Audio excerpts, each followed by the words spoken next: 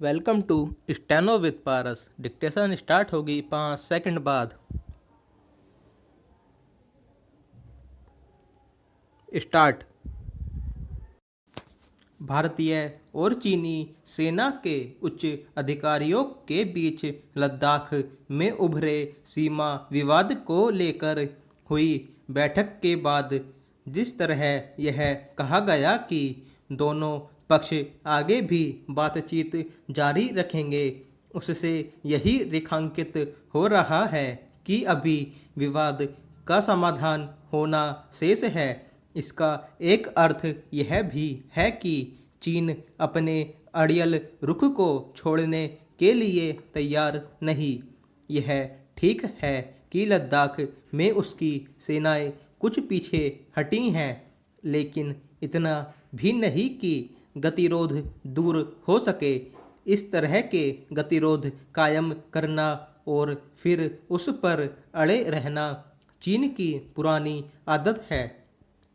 इसका प्रमाण इससे भी मिलता है कि लद्दाख में चीनी सेनाओं के हालिया दखल से उपजे हालात को सुलझाने के लिए दोनों पक्षों के बीच बातचीत के कई दौर चले, लेकिन कोई नतीजा नहीं निकला।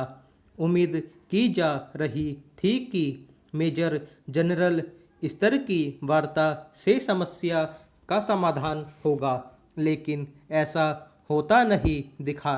निसंदेह इसे लेकर कयास नहीं लगाए जा सकते कि आगे क्या होगा, लेकिन इतना तो है ही कि अब चीन भरोसे के काबिल नहीं रहा।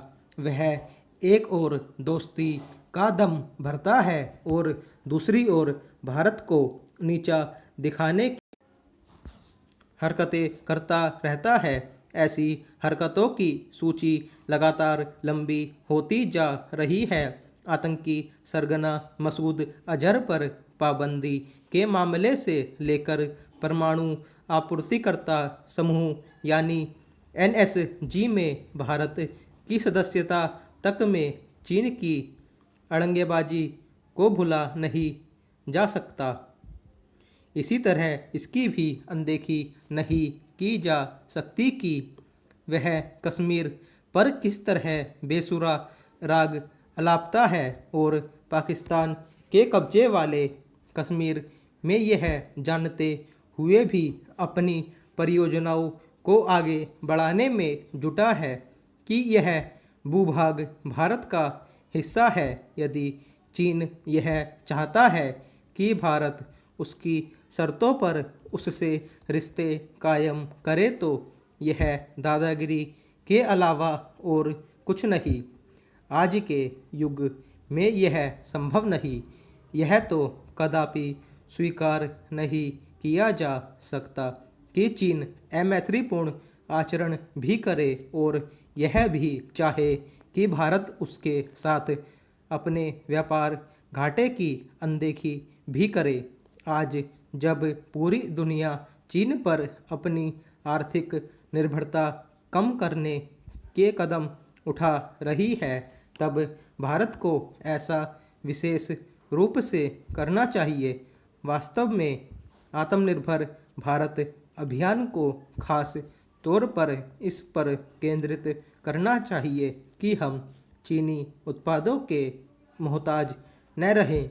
भारत को अपनी तिब्बत, ताइवान और हांगकांग नीति पर भी नए सिरे से विचार करना चाहिए। वुहान और मामल्लापुरम में चाहे जो समझबूझ कायम हुई हो, इसके कोई संकेत नहीं कि चीन सीमा विवाद के स्थायी हल के लिए इच्छुक है। स्टॉप।